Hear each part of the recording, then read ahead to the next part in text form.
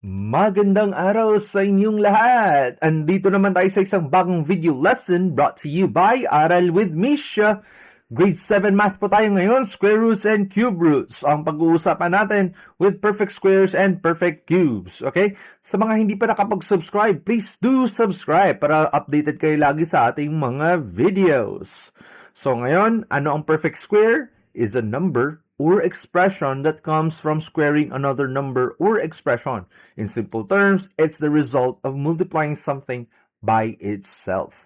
Okay? Kung sinabi mong 4, imumultiply mo sarili niya by 4 is equals to 16. So 16 is a perfect square as a result of multiplying 4 by itself.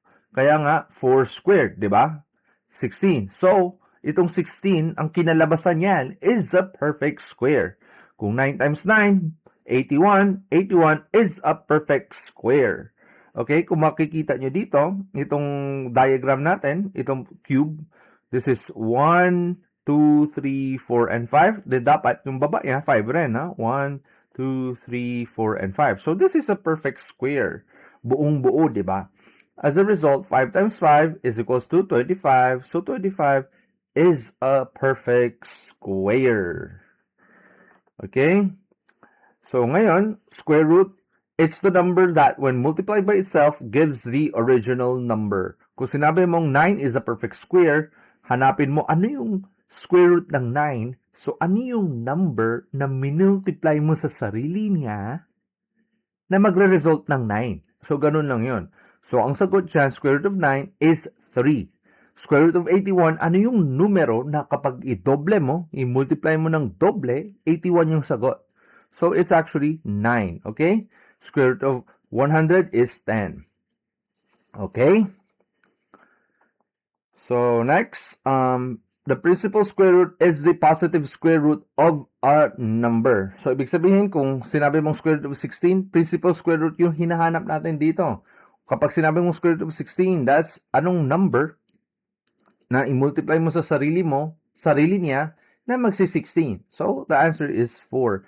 Hindi ka pwede magsasabi na negative 4. Mali yun. Pag square root of 16, it should be always positive. Okay?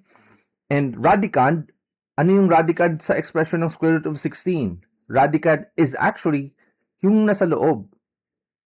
16. Okay? Kung sinabi mong square root of 25, the radicand here is 25. Radicand, okay, is equals to 25. Yung nasa loob, okay? The number or expression inside the radical. Kung ano yung radical? Ito yung symbol ng radical. Yan. Okay? Index is the small number outside the radical.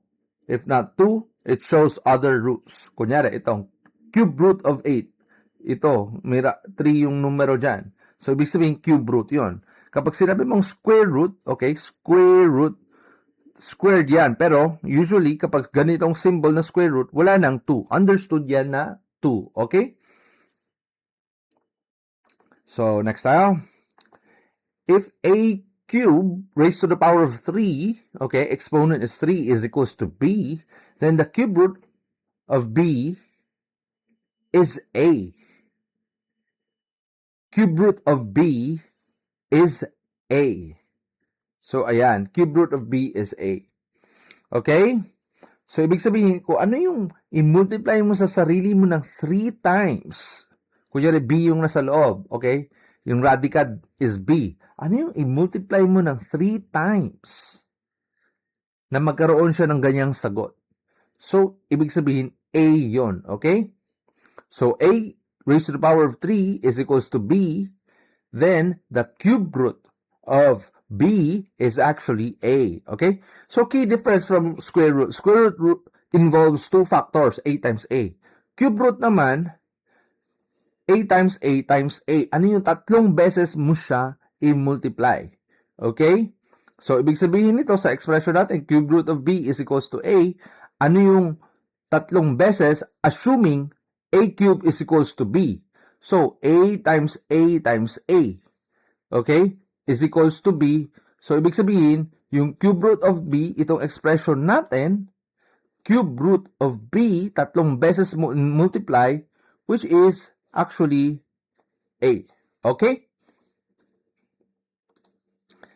So, perfect cube is the result of multiplying an integer by itself 3 times. Kung perfect cube yun, okay? Kung example, kung sinabi mong 3 times 3 times 3, 27. Ano yung cube root ng 27? Ano yung numero na kung i-multiply mo siya ng 3 times, 27 yung sagot, okay? So, ang sagot dyan is 3 Kasi, ang sinabi mong 3 times 3 times 3 is 27. So, perfect. Is 27 a perfect cube? Yes, kasi buo. Okay? Whole number. O yan o, tandaan nyo. Perfect cube. It's a whole number. Kaya perfect cube siya. Okay? Rules. Positive number cube. Pag i-positive number mo, pag i-cube mo siya, raised to the power of 3, ang sagot yan, always positive. Pero kapag negative, okay, ang sagot, negative. Kasi nga, dalawang negative, negative number multiplied by negative is equals to positive. Okay? Pero kung tatlo yan, negative times negative value, ito is actually positive, but nag-multiply ka ng positive and negative number, ang sagot dyan is negative. Okay? So, next tayo. Sample problems na tayo. So, sample problems. Find the square root of 49. Okay? So, ibig sabihin, ano yung number na i-multiply mo siya ng doble? 49 yung sagot. Okay? So, the answer is actually 7. Okay? 7 times 7, 49. Square root of 49 is 7. Okay? Which of these are perfect squares? 50. Perfect square ba si 50? Kung 4 times 4 is 16, 5 times 5 is 25, 6 times 6 is equals to 6 times 6, okay? 36. So, hindi pa. 7 times 7, 49. Okay? Diba? 8 times 8 is equals to 64. So, ibig sabihin, 50 is not a perfect square. Okay? Dapat buo. Buo kasi yon. Pag square root of 64, ang sagot dyan is 8. Yes, buo siya, whole number. So, 64 is actually a perfect square. Okay? 81. Is 81 a perfect square? 9 times 9. 81. So, square root of 81 is actually 9. So, 9 is a perfect square. Kung 10 times 10 ka na, ang sagot dyan is 100. Wala na. Kasi 9 times 9, 81. Tapos, next na is 100. Yung 90. Wala na. X na yan. Okay? So, ang sagot natin is actually 64 and 81. Okay? So, these are your answers. 64 and 81. 64 and 81. These are your perfect squares. Okay, next tayo. Find the cube root of 27. Ano yung numero na i-multiply mo ng 3 times, ang sagot is 27. Kung 2, subukan natin 2 ha. 2 times 2 times 2, is it 2 times 2 is 4, 4 times 2 is 8. Hindi. Kung 3, 3 times 3 times 3, 9 times is 27. So, ito yun. Cube root of 27 is actually 3. Okay? Which of these are perfect cubes? 64. Tignan natin ha. Kung 4 times 4 times 4 kaya. 4 times 4 is 16 times 4. Okay, 16 times 4. 24, 4 is 64. So, yes. Perfect cube siya. Kasi cube root of 64 is actually 4. So, 64 is a perfect cube. Okay? 100 kaya. Kung 5 times 5 times 5, 5 times 5 is 25 times 5 is actually 125. Lumampas ka na ng 100. Wala na. So, X to. X. Hindi siya perfect cube. 343 kaya. Kung sinabi mong 6 times 6 times 6, tingnan natin ano yun. This is actually 36. Kung 36 times 6, 36, 18, 19, 20, 216. So, kulang pa. Kung 7 times 7 kaya, 7 times 7 times 7, 49, di ba? 49 times 7. Tignan natin, ha? 63, 28, 34, 343. So, the answer of the cube root, okay? Cube root of 343 is actually 7. So, is 343 a perfect cube? Yes, kasi buo. Perfect. So, your answers are, okay, your answers are, which are the perfect cube? 64 and 343. Yan yung sagot mo dyan. Okay? So, next tayo.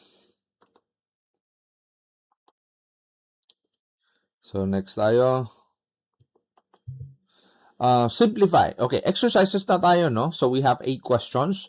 So, please feel free to pause the video and solve it yourself. And pag tapos nyo na, i-solve natin. Let's go. So, simplify the expression.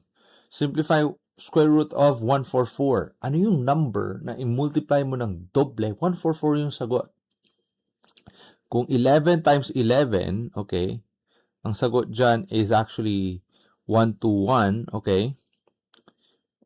1. So, ang total niyan is 121. So, kulang.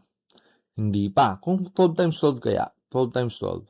12 times 12 is actually 144, okay? So, simplify ano yung numero na idoble mo is actually, the answer is 12, okay? So, solve for x. X squared is equals to 121. Okay. In algebra, if you get a number of x squared, it's a variable. It could be a negative value. Okay. It could be a positive value. Who knows what's the value of x? So, kapag may variable ka na, tapos may squared, you don't know what's the value of x. It could be positive or negative. So, kapag ginawa mo ng ganyan, ang expression niyan, di ba ang square root of a number is always positive. Pero dito, x squared, it could be negative. So, kung ilipat mo, is equals to 1 to 1, di ba? If you wanna cancel out this x squared, is actually, you get the square root, okay? So, square root ng x. But this one, since that's x squared, the expression would be, okay, you get also the square root of the other one, but ang sagot dyan is x is equals to, mag-cancel yan, positive and minus square root of 1 to 1. Because the answer of a square root is always positive. Pero x squared yung expression mo, plus and minus yan. Okay? So, kanina, na-solve na natin, 11 times 11, ano yung number na i-multiply mo siya sa doble? 1 to 1 yung sagot. So, the answer is actually 11. So, plus or minus 11. So, x could be a positive. It could be negative. Okay? Pero ang square root is always positive. Ha? It doesn't give you a negative answer. Okay? But here, since x squared, it could be positive or negative. So, sagot mo, plus or minus 11. Okay? So, if the square root of n is equals to 12, find n. Okay? Square root of n is equals to 12. So, you raised it by 2 para to cancel. Let's say squared is equals to 12. So, it will both cancel out. So, n is equals is square mo. 12 squared, n is actually 12 times 12. 12 times 12, kanina na-solve na natin, 4, 12, 2 times 1 is 2, okay, 1, times 2 is 2, 1, okay? It's actually 144, okay? So that's your answer. Okay, true or false? Square root of 81 is negative 9 daw.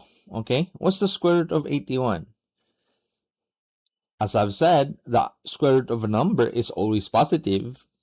Okay, so the answer, this is actually wrong. It couldn't be negative. 9 times 9 is actually 81. So it's not, you couldn't get a negative value. Kahit na sabihin mong negative 9 yan, negative 9 times negative 9, hindi pwede, walang negative na sagot ang square root. So this is actually clearly false. Okay? Pero square root of 81, the answer is positive 9. Okay? So that's false. So dito naman tayo, simplify, okay? Cube root of 125. So ano yung number na i-multiply mo ng 3 times na maglalabas ng 125? Try natin 5. Okay? 5 times 5 is actually 25. I-multiply mo pa siya ng 5. Okay? 5 times 5 is 25. 5 times 10 is 10. 5 times 2 is 10 plus 2, 125. So, the answer for this one is 5. Okay, solve y. Okay. So, ang cube root, it could be positive yung sagot, no? So, this one is a positive number. Kapag y mo negative, nagbigay ka ng negative na sagot, hindi pwede kasi ang labas niyan is negative. Okay? So, y cube is equals to 512. So, let's get the cube root, okay? If you get the cube root of both sides, okay? 512, cube root niyan. So, this will cancel out, okay? So, y is equals to cube root of 512. So, kanina, nag-solve na tayo. Let's say 5 times 5 is 125. Try natin 6. 6 times 6 is equal to 36 times 6.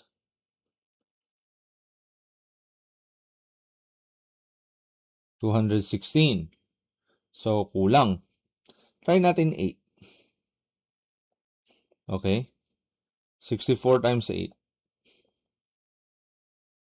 32. 8 times 4 is 32.